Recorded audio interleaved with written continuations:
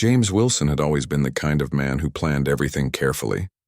From his career as a judge to his personal finances, he believed in doing things the right way.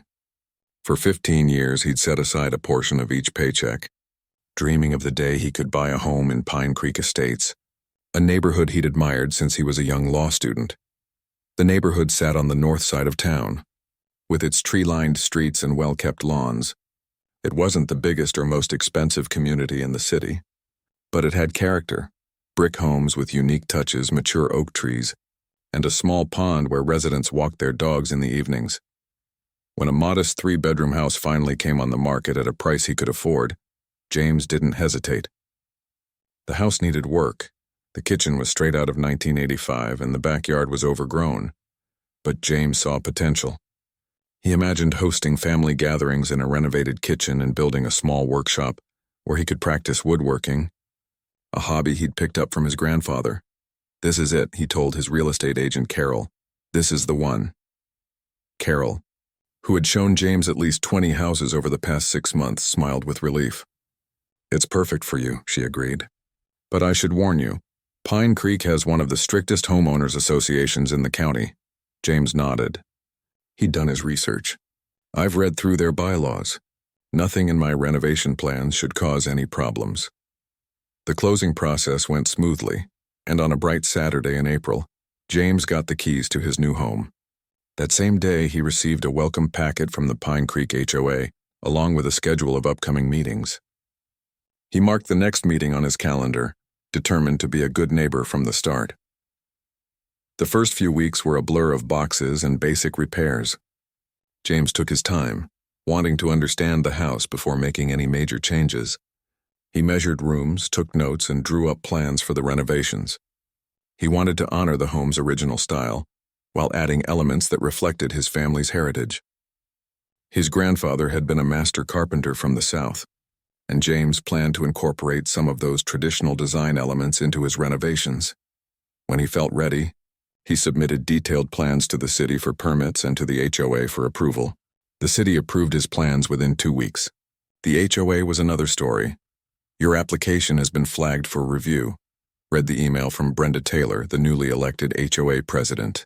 "The committee has concerns about how your proposed changes will affect neighborhood character." James was puzzled. His plans followed all the guidelines. He'd been careful to choose exterior colors from the approved palette, and had kept the workshop's height well under the maximum allowed. He replied to the email, asking for specific concerns so he could address them. 3 days later, he received a list of issues that needed to be corrected before approval. The list included the style of his proposed front porch columns, the pattern of brick he wanted to use for the patio, and the design of his workshop windows. "Strange," James muttered, looking through the neighborhood guidelines again.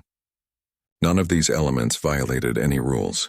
In fact, as he walked around the neighborhood that evening, he noticed several homes with the exact features Brenda had rejected on his plans. The white colonial 3 houses down had the same porch columns he'd proposed. The red brick ranch across the street had a patio with the same herringbone pattern he'd selected. And the workshop in the Johnson family's backyard had windows identical to those in his plans. Something didn't add up. James decided to attend the next HOA meeting in person rather than continue the email exchange. The meeting was held in the community center, a small building next to the neighborhood pool. About 20 residents were scattered around the room when James arrived, most of them chatting in small groups. He recognized a few faces from his walks around the neighborhood, but no one approached him. As he found a seat near the back, he noticed Brenda at the front of the room, shuffling papers importantly. She was a small woman with stiff blonde hair and a perpetual frown. Her gaze swept the room and stopped briefly when she noticed James, her frown deepening before she looked away. The meeting began with typical HOA business, discussion about pool maintenance costs, a reminder about trash can rules, and approval of several routine modification requests from other homeowners. James noticed that similar requests to his own were approved with minimal discussion. Finally, Brenda reached his application. "Next, we have a request from the new owner of 247 Oakwood Drive.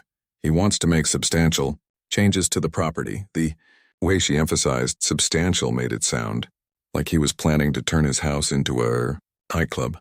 I've reviewed these plans, she continued, and I have serious concerns about their compatibility with our community standards.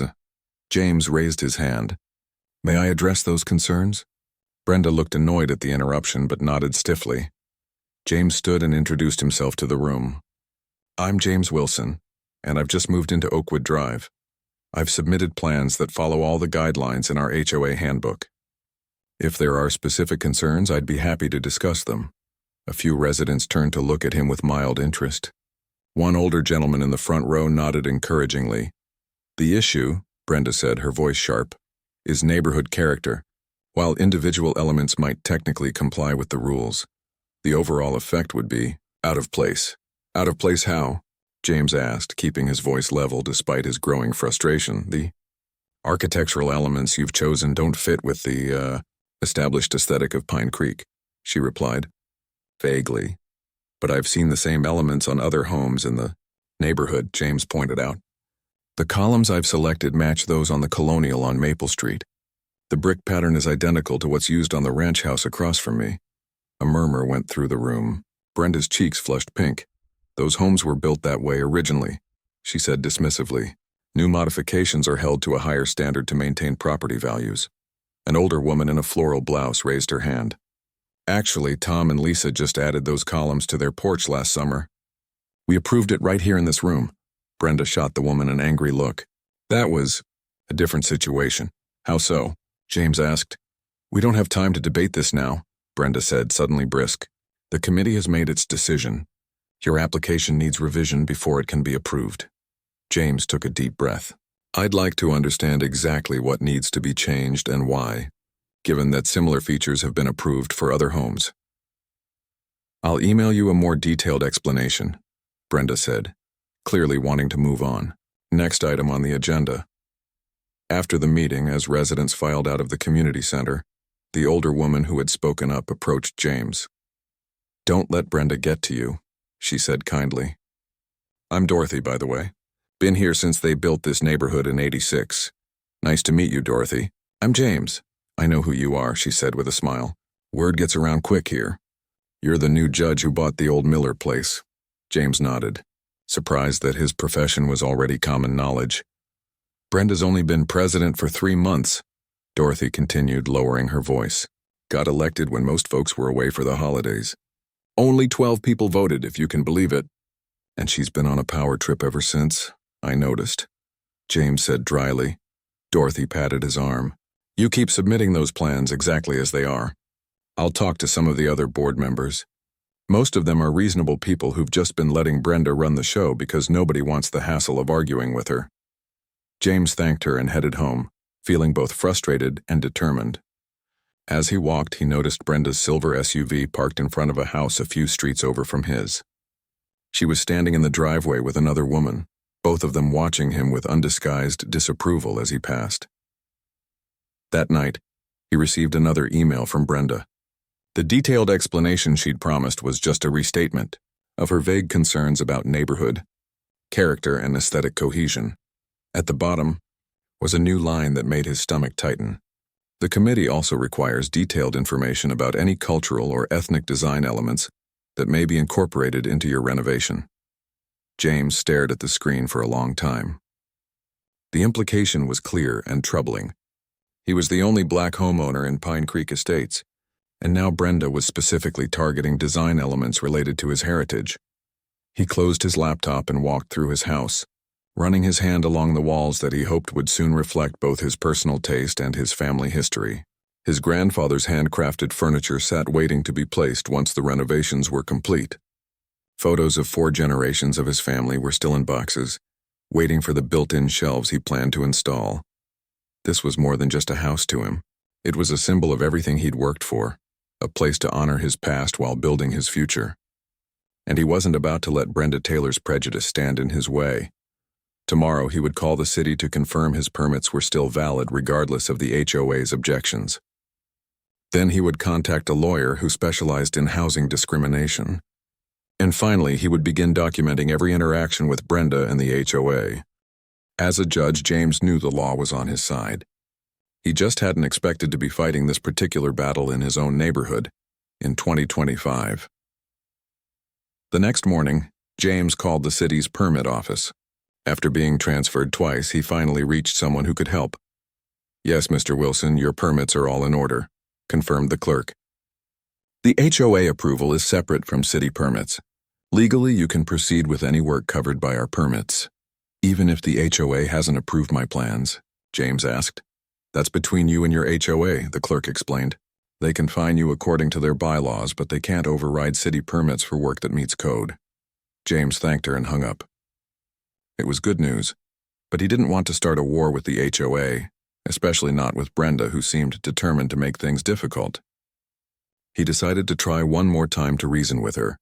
He crafted a careful email, attaching photos of similar features already existing in the neighborhood, along with references to specific sections of the HOA guidelines that supported his plans. He was polite but firm, pointing out that singling out cultural or ethnic design elements could potentially violate fair housing laws. Brenda's response came within the hour, as if she'd been waiting for him to push back. "Your implied accusation of discrimination is offensive and potentially defamatory," she wrote. "The committee will now require a full review of all aspects of your renovation plans, including elements previously deemed acceptable. Until further notice, no work may begin on your property." James read the email twice, his jaw tightening. This was pure retaliation, and they both knew it. He forwarded both emails to his friend Anthony, a lawyer who specialized in housing issues. "You were right to call me," Anthony said when they spoke that afternoon. "This follow-up email is textbook retaliation. The mention of cultural or ethnic design elements in her previous email is concerning too. Have there been other incidents?" James described Brenda's behavior at the HOA meeting and her reaction when he pointed out identical features on other homes. "Document everything," Anthony advised. "Record dates, times, what was said. Take photos of similar features on other homes that were approved, and let me look into past HOA decisions. See if there's a pattern here." James followed Anthony's advice, but he also decided to start on the interior renovations that wouldn't be visible from outside. The kitchen desperately needed updating, and he could work on that while sorting out the exterior issues. For 2 weeks, things were quiet. James hired contractors to begin gutting the outdated kitchen. He introduced himself to more neighbors and found most of them friendly, though some seemed careful about what they said when the topic of the HOA came up. Dorothy, the older woman from the meeting, stopped by one evening with a plate of cookies. "Just wanted to see how you're settling in," she said, peering past him to the plastic sheeting that separated the kitchen from the living room. "Looks like you've started work despite Brenda's objections." James invited her in, offering coffee to go with the cookies. "Just interior work for now. Nothing that requires HOA approval." Dorothy lowered her voice even though they were alone. "You should know that Brenda's been talking about you at her little coffee gatherings, saying you're difficult and not a good fit for the community." James wasn't surprised, but it still stung. "Has she said anything specific?" Dorothy hesitated. "She mentioned that you're some kind of judge. Said it made you think you were above the rules." "I'm a circuit court judge," James confirmed, "and I'm very much in favor of following rules when they're applied fairly to everyone." "Well, I told her that you seemed perfectly nice to me," Dorothy said firmly. "And Robert, he's on the board too. He asked her why your columns were a problem when the Andersons were approved last year. She didn't have a good answer for that." James thanked Dorothy for the information and the cookies. After she left, he added her comments to the file he was building. Anthony had asked him to keep track of any evidence that Brenda was talking about him to other neighbors. The following weekend, James was in his front yard taking measurements for the porch renovations when Brenda's silver SUV slowed in front of his house. She didn't stop or wave, just drove by slowly, watching. 20 minutes later, she drove by again. The third time she passed, James waved directly at her. She sped up and disappeared around the corner. An hour later, he received an email from the HOA. Violation notice. Unauthorized work being planned without approval. Cease and desist all exterior modification activities immediately. Fine, $100. James took a deep breath and photographed his yard, which contained nothing but himself, a tape measure, and a notepad. He sent the photos to Anthony along with the violation notice. "She's getting desperate," Anthony replied. "Keep documenting. And by the way, I found some interesting patterns in past HOA decisions. Let's meet for lunch next week to discuss." The next day was Sunday. and James decided to visit a nearby salvage yard that specialized in historic home materials. He'd heard they had some antique porch columns that might be perfect for his renovation, whenever he got approval. As he walked between rows of old doors and windows, his phone buzzed with a text from Dorothy. Emergency HOA meeting called for tomorrow night. Only item on agenda is enforcement of community standards. Thought you should know. James frowned. An emergency meeting with just one agenda item? Scheduled when they knew he'd be at work? This couldn't be good. He called Anthony right away. They can't hold a valid meeting without proper notice to all residents, Anthony assured him. HOA bylaws require at least 72 hours notice for any meeting. If they try to take action against you at this meeting, we can challenge it. Should I try to attend? James asked. Absolutely. Take notes, record if allowed. If they refuse to let you speak, note that too. The next day, James rearranged his court schedule to end early. He arrived at the community center at 6:25 for the 6:30 meeting, but found the parking lot nearly empty. Inside, a handwritten note on the door read, "Meeting moved to 5:45 due to scheduling conflict." When he got home, there was another email waiting. Due to your absence at today's emergency meeting, the board voted unanimously to deny all pending renovation requests for your property. Additionally, a fine of $250 has been assessed for planning work without approval. Further violations will result in additional penalties. James forwarded the email to Anthony, who called him immediately. This is beyond petty harassment now, Anthony said. They deliberately rescheduled to exclude you, which violates HOA procedures. We have grounds for legal action. Let's hold off on that, James said. I'm still hoping to resolve this without a lawsuit. I have to live in this community. The next day, a certified letter arrived from the HOA, reiterating the denial and the fine, and adding a new demand. James must submit any new renovation plans with a $500 special review fee. That evening, as James was reviewing case files for work, his doorbell rang. It was Robert, the board member Dorothy had mentioned. Can we talk? Robert asked, glancing nervously over his shoulder. Not here. Maybe we could walk down to the pond? James agreed, curious about what had Robert so anxious. As they walked, Robert explained that he'd been on the HOA board for 5 years. It was never like this before Brenda took over, he said. She's turned it into her personal power trip. Why doesn't someone challenge her? James asked. Most people don't want the hassle of dealing with HOA business, Robert admitted. And Brenda's, well, she's intimidating. She's made it clear that anyone who crosses her will face endless nitpicking about their own properties. They reached the pond, and Robert lowered his voice further. There's something else you should know. At yesterday's meeting, after the official business was done, Brenda kept talking. She didn't know I was still in the hallway. She was with her 2 friends from the board, and she said, he hesitated, clearly uncomfortable. What did she say, Robert? James prompted. She said she was going to make sure you gave up and moved out. That she wasn't having those people changing the character of Pine Creek. That she'd find a violation every day if she had to. James felt a cold anger settle in his stomach. Those people? Robert nodded miserably. I'm sorry. I should have said something right then, but I just left.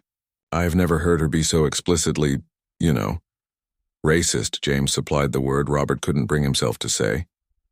Yes, Robert admitted, and the thing is most people here aren't like that. They're good folks who just want to live their lives, but they're afraid of her. Would you be willing to put what you heard in writing? James asked. If it comes to legal action? Robert hesitated, then nodded slowly. I think I would. This isn't right. As they walked back, James noticed Brenda's SUV parked down the street, the driver's side window lowered slightly.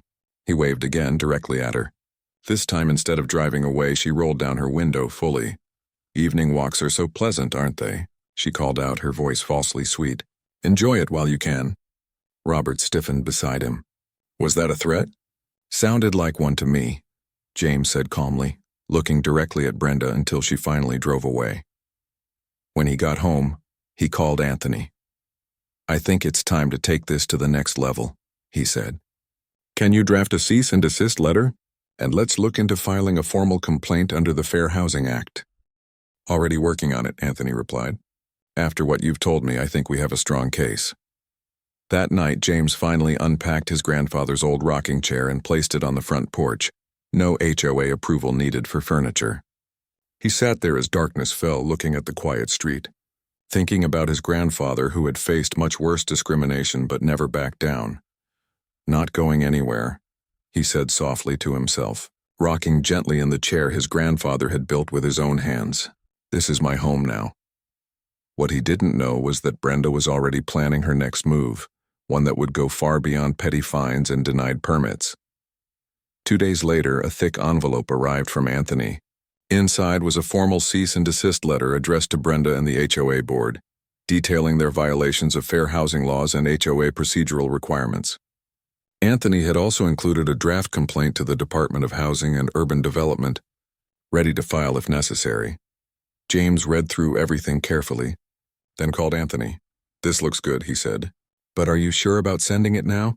It feels like escalating to legal action might make things worse." "It's your call," Anthony replied.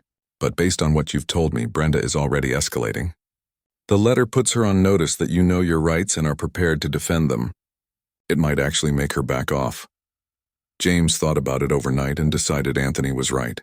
The next morning, he dropped the letter at the post office, sending it certified mail so Brenda would have to sign for it. Later that week, James received notice that he needed to attend a judicial conference in Washington, D.C. It was an important event, a 3-day gathering of circuit court judges from around the country to discuss recent Supreme Court decisions. As a relatively new judge, James couldn't afford to miss it. "I'll be gone Thursday through Sunday," he told Dorothy when she stopped by with more cookies. "Could you keep an eye on my place? Just walk by occasionally to make sure everything's okay?" "Happy to," Dorothy assured him. "And don't worry about Brenda while you're gone. I heard she received some kind of legal letter yesterday and has been in a state ever since." James smiled slightly. "Good to know. Thanks, Dorothy."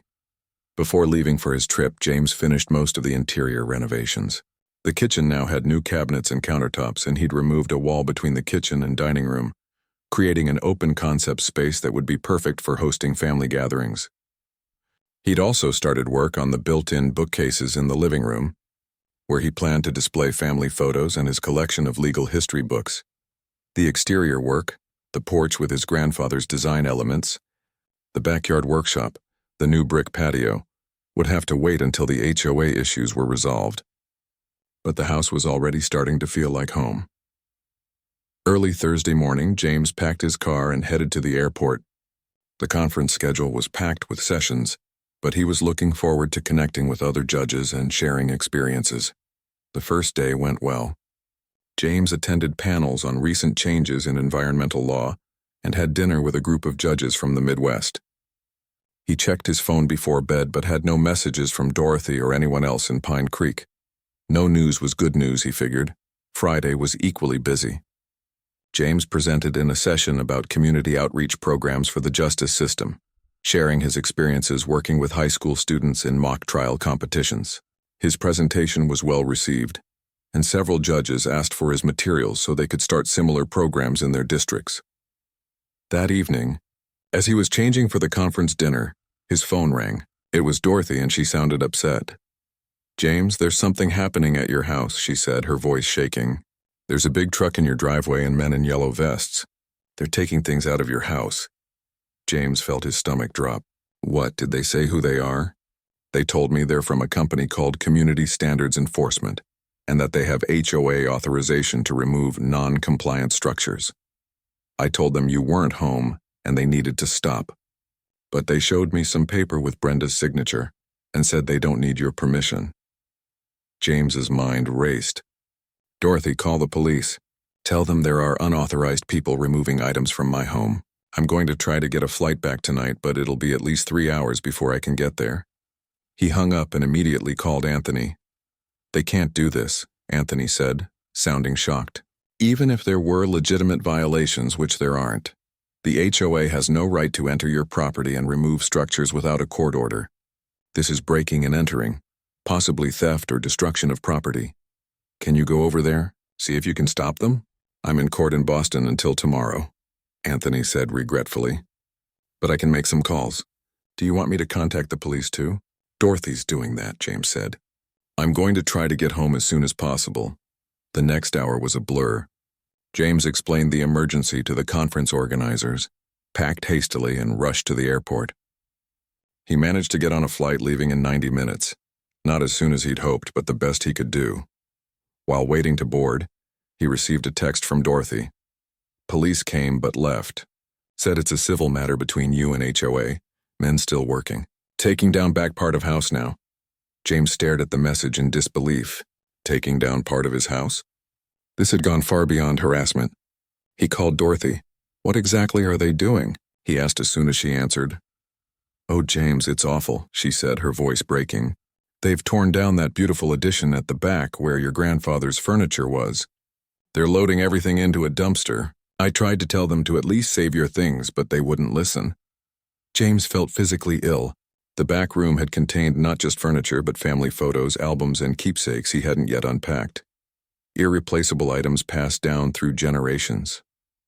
Did they say anything else? Give any specific reason? Just that the structure violated HOA guidelines and had to be removed. James, I saw Brenda drive by twice watching them work. She looked pleased. The flight was torture. James couldn't stop thinking about what was happening to his home, to his family's treasures. By the time the plane landed, it was past midnight. He rented a car and drove straight to Pine Creek, pushing the speed limit the whole way. When he finally turned onto his street at nearly 2 a.m, the scene that greeted him was worse than he'd imagined. The entire back third of his house was gone, not just an addition, but part of the original structure. Where his home office and the beginnings of his library had been, there was now only an exposed wooden frame and hanging electrical wires. A massive dumpster sat in the driveway, filled with broken furniture, building materials, and what looked horribly like the fragments of picture frames. James parked and got out slowly, stunned by the destruction. The automatic security lights flickered on as he approached, illuminating the full extent of the damage. Rain had started to fall, soaking into the exposed interior of his home. He moved closer, careful of the debris scattered across the yard. When he reached the dumpster, he couldn't stop himself from looking inside. His grandfather's handcrafted bookcase had been reduced to splintered wood. Photo albums were soaked and torn. The antique desk where he'd planned to write his memoir someday was broken beyond repair. As he stood there in the rain, a car pulled up behind him. Dorothy got out wearing a bathrobe and slippers, her face drawn with worry. I saw your lights, she said. Oh, James, I'm so sorry. I tried to stop them, we all did. Robert called Brenda and demanded she tell them to stop, but she said it was too late, that the work order was already in progress. James nodded, unable to speak for a moment. Finally, he asked, did anyone take pictures? Of the men working, of what they were doing? I did, Dorothy said. And so did Robert and a couple other neighbors. We knew you'd need evidence. Thank you, James said, his voice rough. That will help. He turned back to look at his ruined home. Rain was now falling heavily, pouring through the open back of the house. There was nothing he could do tonight except try to cover the opening somehow, to prevent further damage. I have some tarps in my garage, Dorothy offered, seeming to read his thoughts. Robert has more, I'm sure. We can help you cover it up for now. Within half an hour, several neighbors had arrived despite the late hour and the rain. They brought tarps, rope, even a ladder. Working together, they managed to create a temporary covering for the exposed part of the house.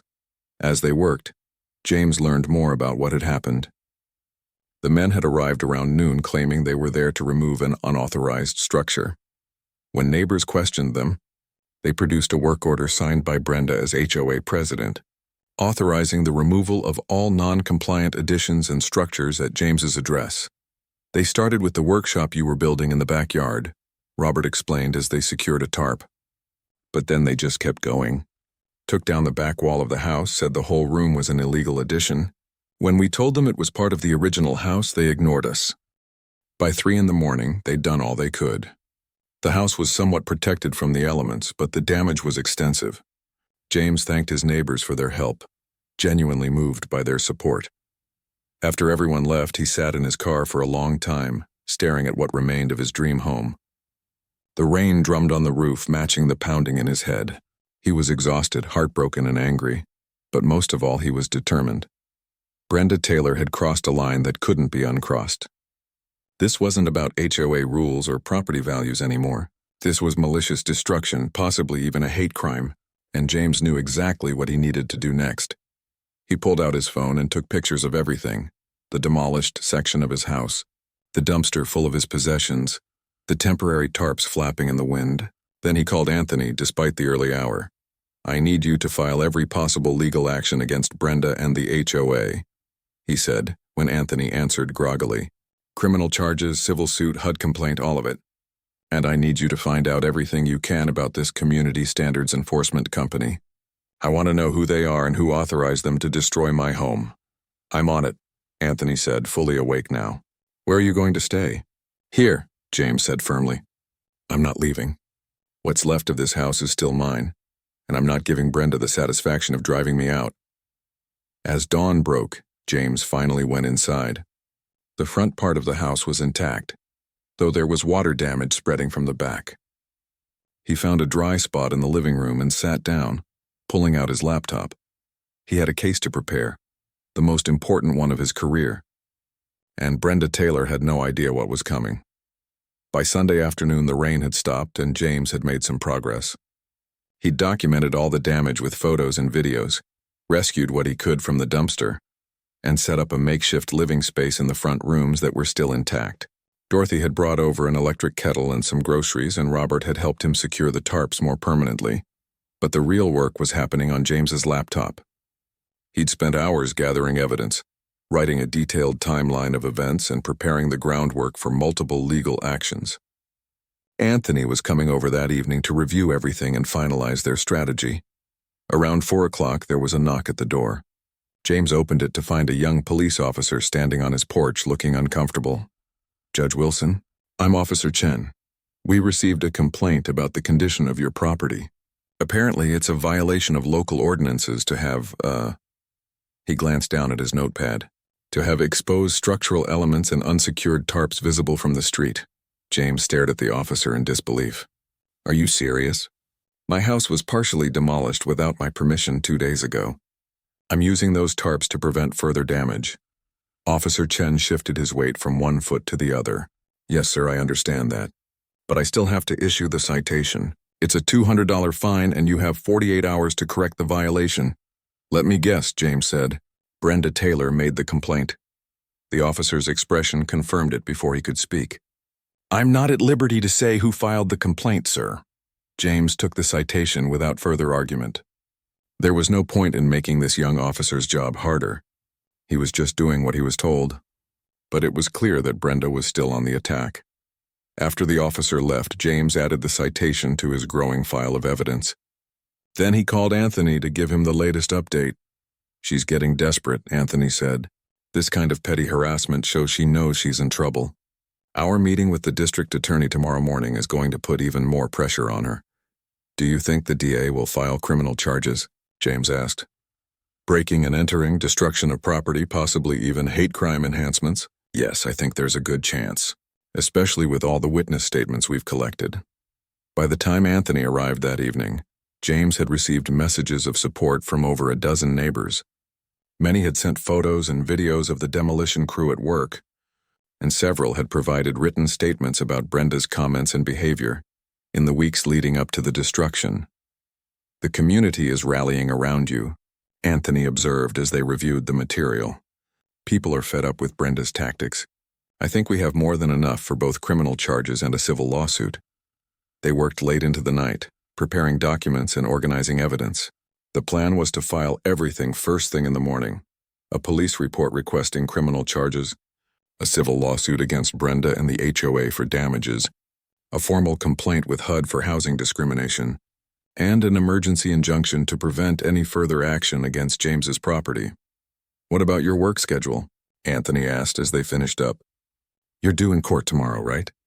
James nodded. "I have a full docket, but I've asked for a 2-hour delay in the morning so I can go with you to the district attorney's office. After that, I need to be on the bench. These cases have been scheduled for months and I can't postpone them all." "I understand," Anthony said. "I can handle the filings while you're in court. But I think it would make a strong impression if you could be there when we meet with the DA." The next morning dawned clear and cool. James put on one of his few remaining suits. Most of his clothes had been in the back bedroom that was now gone, and drove to the courthouse. He met Anthony in the lobby, and together they went to the district attorney's office. District Attorney Patricia Lee was a no-nonsense woman in her 50s who had worked her way up through the ranks of the prosecutor's office. She listened carefully as James and Anthony presented their evidence, occasionally asking sharp questions or making notes. When they finished, she leaned back in her chair and considered for a moment. "This is disturbing, to say the least," she said finally. "Judge Wilson, I know your reputation, and I take your allegations very seriously. I'm particularly concerned about the potential hate crime aspects of this case." She turned to her assistant. "Get Detective Washington on this immediately. I want interviews with all witnesses by the end of the day, and I want to know everything about this Community Standards Enforcement Company by tomorrow morning." Looking back at James, she continued, "I'll need a formal statement from you as well. But I understand you have court this morning. Can you come back this afternoon?" James agreed, thanked her for taking the case seriously, and headed to his courtroom. He had to focus on the job now despite everything happening in his personal life. People were counting on him to be fair and impartial in their legal matters. The morning session went smoothly, with 3 relatively straightforward cases. James was just calling a recess for lunch when his clerk approached with a puzzled expression. "Judge, there's a late addition to the afternoon docket," she said. Ms. Taylor is filing for an emergency restraining order against a neighbor she claims is harassing her. It was just assigned to your courtroom." James froze. "Brenda Taylor? From Pine Creek Estates?" His clerk checked the file. "Yes, that's her. Do you know her?" "You could say that," James replied carefully. "She's the president of my HOA, and I'm in the middle of filing legal actions against her for destroying part of my house." The clerk's eyes widened. "Oh, I'll have this reassigned immediately due to conflict of interest." "No," James said, making a quick decision. "Don't do anything yet. Let me make a call first." In his chambers, James called Anthony and explained the situation. "This can't be a coincidence," Anthony said. "She must have found out you're a judge and which courthouse you work in. This is her trying to control the narrative, file a complaint against you before you can file against her. The question is, does she know I'm the judge who will hear her case?" James wondered. "Hard to tell. Either way, you need to recuse yourself immediately. If she doesn't know and walks into your courtroom this afternoon—" "It would certainly be a moment," James said, almost smiling at the thought. "But you're right. I'll have the case reassigned now." He hung up and asked his clerk to transfer the case to another judge due to conflict of interest. Then he headed out for a quick lunch before the afternoon session. As he ate his sandwich in a small park across from the courthouse, James's phone rang. It was Dorothy. "James, you won't believe what's happening," she said excitedly. Brenda just left her house in quite a hurry. She was all dressed up, carrying a big folder of papers. She told her neighbor she was going to the courthouse to put a stop to that man once and for all. James nearly choked on his sandwich.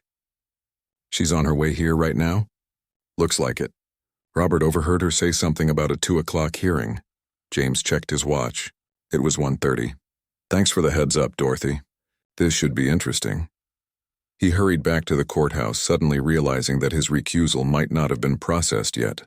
If Brenda arrived before the case was officially reassigned, sure enough, when he reached his chambers, his clerk informed him that the system was running slow and the reassignment hadn't gone through yet. The Taylor case was still on his docket for 2 p.m. "Judge, what should we do?" his clerk asked. "Miss Taylor is already in the building. She checked in downstairs," James thought quickly. The ethical thing to do was clear. He couldn't preside over a case involving someone he was in active litigation with. But the timing meant that Brenda would walk into his courtroom expecting to file a complaint against her troublesome neighbor, not knowing that neighbor was the judge himself. "Call Judge Harris and see if he can take the case immediately," James instructed his clerk, "and let the bailiff know there might be a situation when Ms. Taylor arrives." At precisely 2 p.m., James took the bench for the afternoon session. The first case was a routine traffic violation appeal. As he listened to the arguments, he kept one eye on the courtroom door. At 2:15, it opened. Brenda Taylor walked in, clutching a folder and looking around confidently. She checked in with the court officer and took a seat in the gallery, not yet looking toward the bench. James continued with the traffic case, maintaining his professional demeanor despite his awareness of Brenda sitting just 30 feet away. When the case concluded, his clerk called the next item on the docket. Case number 2025 CV 4872, Taylor v. Wilson. Petition for emergency restraining order. Brenda stood and approached the podium, still reviewing her notes. Good afternoon, Your Honor. I'm here because my neighbor has been... She looked up for the first time and froze mid-sentence. Her mouth opened and closed like a fish out of water as she recognized James sitting on the bench in his judicial robes. The color drained from her face. You're Ms. Taylor, James acknowledged formally. It appears there's a conflict of interest in this case. I am the respondent named in your petition, so I cannot preside over this matter. The case will be reassigned to Judge Harris, who can see you in Courtroom C in approximately 15 minutes. Brenda stood rooted to the spot, her carefully prepared speech forgotten. The gallery had gone completely silent as the unusual scene played out. I didn't know, she stammered. That I'm a circuit court judge? James finished for her, his voice level and professional. Yes, Ms. Taylor, I am. And while I cannot hear your petition today, I should inform you that the district attorney is currently reviewing evidence related to the destruction of my property this weekend. You may wish to seek legal counsel before proceeding with any further actions. Brenda's shock was transforming into visible panic. She gathered her papers with shaking hands and backed away from the podium. This case is transferred to Judge Harris, James announced formally. Court officer, please direct Ms. Taylor to Courtroom C.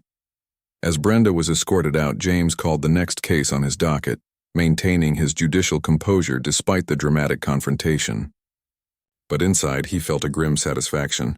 Brenda had finally realized who she had been tormenting all these weeks, and that the consequences of her actions were about to become very real. News of the courtroom encounter spread through Pine Creek Estates like wildfire. By evening, everyone knew that their neighbor James was actually Judge Wilson, and that Brenda had unwittingly walked into his courtroom to file a complaint against him. The story grew with each retelling, some versions claiming that Brenda had fainted dead away when she saw him on the bench. Dorothy called James that evening, barely able to contain her excitement. You should see Brenda's house, she reported. There are 2 police cars outside and a detective just went in. Robert says they're executing a search warrant. James wasn't surprised. DeLee had promised swift action and she was clearly delivering. Has anyone seen Brenda since she left the courthouse? She came back about an hour ago looking like she'd seen a ghost, Dorothy said. Hasn't come out since the police arrived. The next morning, James woke to the sound of his doorbell. When he opened the door, he found a nervous-looking man in an expensive suit standing on his porch. Judge Wilson? I'm Lawrence Baker, attorney for the Pine Creek Estates Homeowners Association. The board has called an emergency meeting for this evening and would appreciate your attendance. James raised an eyebrow. Not Brenda's attorney? Baker shook his head quickly. No, sir. I represent the HOA as an entity. Ms. Taylor has... Well, she's been temporarily removed from her position pending an investigation. The vice president is now acting as interim president. I see, James said. And what's the purpose of this meeting? The board would like to discuss a resolution to the current situation. They're prepared to offer full restitution for the damage to your property and any other losses you've suffered. James considered this. I'll be there. What time? 7 p.m. at the community center. Baker replied, visibly relieved. Thank you, Judge. After the lawyer left, James called Anthony to update him. The HOA is already trying to settle. They've removed Brenda as president, at least temporarily. Smart move on their part, Anthony said. They're trying to distance themselves from her actions before the lawsuits hit. What are you thinking? Do you want to settle with the HOA but continue pursuing Brenda personally? Let's see what they offer first, James replied. But yes, that might be the way to go. James spent the day dealing with contractors who came to assess the damage to his house and give estimates for repairs. The numbers were staggering, far more than he had initially expected. The demolition crew had not only taken down the back portion of his house, but had damaged the foundation and electrical systems in the process. Will basically need to rebuild the entire back third from the ground up, one contractor explained. And there's water damage throughout from when it was exposed to the rain. You're looking at a minimum of 4 months of work. By the time evening came, James had a much clearer picture of what he was facing. He drove to the community center feeling both exhausted and determined. The meeting room was packed when he arrived. Nearly every homeowner in Pine Creek Estates was present, all turning to stare as he walked in. The board members sat at a table at the front with Lawrence Baker beside them. Notably absent was Brenda Robert, now acting as interim president, called the meeting to order. "As you all know, our community has experienced a deeply troubling incident," he began. "On behalf of the board, I want to publicly apologize to Judge Wilson for the destruction of his property and the harassment he has endured." A murmur ran through the crowd. Some people looked genuinely distressed, while others seemed more concerned about what this meant for the HOA and their dues. Robert continued, "We've asked Judge Wilson here tonight to discuss how we can make this right. But first, I want to update everyone on what's happened since yesterday." He explained that Brenda had been removed as president after an emergency board vote. The police had executed a search warrant at her home and seized her computer and phone. The company she had hired to demolish James's house, Community Standards Enforcement, turned out to be owned by her brother-in-law and had no proper licensing or permits. Most seriously, Robert added, "We've discovered that Brenda had been selectively enforcing HOA rules based on discriminatory criteria." He seemed uncomfortable saying it directly, but everyone understood what he meant. Baker then took over, outlining the HOA's proposal. They would pay for all repairs to James's house, compensate him for his lost possessions, cover temporary housing costs during reconstruction, and revise HOA bylaws to prevent such abuses of power in the future. Additionally, Baker said, the board wants to make clear that they are not supporting Ms. Taylor in any way. Any criminal or civil actions against her are separate from this settlement offer. When it was James's turn to speak, he stood and faced his neighbors. "I bought my house in Pine Creek because I wanted to be part of this community," he began. "I followed all the rules, obtained all the proper permits, and tried to work with the HOA even when it became clear that I was being targeted unfairly." He described the destruction of his family heirlooms, photos of his grandparents that couldn't be replaced, handcrafted furniture that had been in his family for generations, books and mementos that told his family's story. "No amount of money can bring those things back," he said quietly, "but I don't believe most of you knew what was happening or supported it. I've seen that in how many of you have reached out to help since the destruction." He looked around the room, making eye contact with those who had brought tarps that rainy night, who had sent messages of support, who had provided witness statements. "I'm willing to accept the HOA's offer on one condition," he continued, "that we use this opportunity to create real change in how this community operates. Not just new bylaws, but a new approach, one based on inclusion, fairness, and actual community values." The room was silent as he finished. Then Dorothy stood up. "I second that," she said firmly, "and I nominate Judge Wilson for the HOA board once his house is repaired and he's settled back in." Applause broke out, spreading across the room. Robert banged his gavel, grinning. All in favor of accepting Judge Wilson's condition and moving forward with the settlement? The vote was unanimous. After the meeting, several neighbors approached James to personally apologize and offer help. One woman admitted she'd seen the demolition crew but had been afraid to challenge Brenda's authority. An older man offered James the use of his guest house while repairs were underway. As the crowd thinned, Robert pulled James aside. "There's something else you should know," he said quietly. "The DA called me for an interview this afternoon. They're considering charging Brenda with a hate crime based on some emails they found during the search. Apparently she's been targeting other minority homeowners in neighboring communities as well." James nodded. "That fits with what we suspected." "Did the DA mention what's happening with the restraining order Brenda tried to file against me?"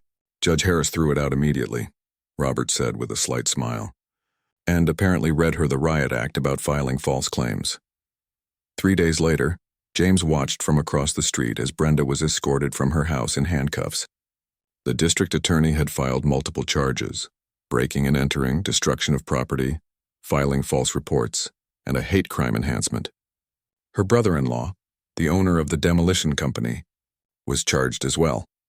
The story made headlines across the state. HOA president charged with hate crime after demolishing judge's home. Several news outlets requested interviews with James, but he declined, preferring to focus on rebuilding his life in Pine Creek. Construction on his house began the following week. The plans included not just restoring what had been destroyed, but completing the renovations James had originally envisioned, including the porch columns and workshop that Brenda had so vehemently opposed. 6 months later, James stood on that very porch watching his neighbors arrive for his housewarming party. The home was finally complete, more beautiful than he had initially imagined. The back section had been rebuilt and expanded slightly. The workshop stood in the backyard, already equipped with his grandfather's tools. And the porch, with its distinctive columns inspired by his family's Southern heritage, had become his favorite spot to sit in the evenings. Dorothy arrived first, carrying a homemade pie. "It's good to have you back properly," she said, giving him a quick hug. "The place looks wonderful." Others followed, Robert and his wife, the older gentleman who had offered his guest house, and many more neighbors who had become friends during the rebuilding process. Even Officer Chen stopped by, off-duty and much more relaxed than during their first meeting. As James welcomed everyone into his home, he couldn't help but reflect on the journey that had brought him here. What Brenda had intended as an act of hate had ultimately strengthened his connection to the community. The destruction of his family heirlooms was still a painful loss, but he had gained something too, a sense of belonging that went deeper than he had expected. The trial was still months away. Brenda had hired an expensive defense team and was fighting the charges vigorously. But whatever the outcome, James knew that justice was already being served in many ways. The HOA had been transformed, with new leadership and new bylaws that emphasized fairness and inclusion. The community had come together to right a wrong, and James himself had found his place not just as a homeowner or a judge, but as a valued member of a neighborhood that was finally living up to its potential. Later that evening, as the party wound down and guests began to leave, James sat in his grandfather's restored rocking chair on the front porch. The sun was setting over Pine Creek Estates, casting a warm glow across the houses and lawns. From down the street came the sound of children playing, their laughter carrying on the evening breeze. Home, he thought, finally home.